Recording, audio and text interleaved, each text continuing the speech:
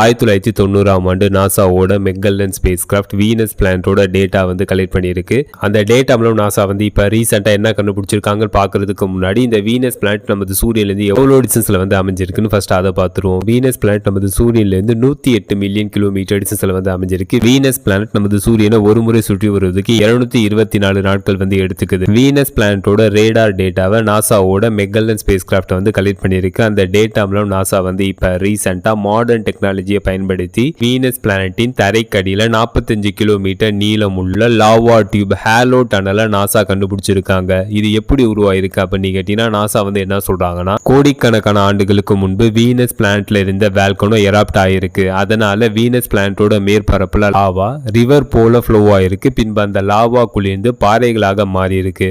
இருந்தாலும் Venus பிளானட்டோட இன்டீரியர்ல lava கண்டினியூவா flow ஆயிருக்கு.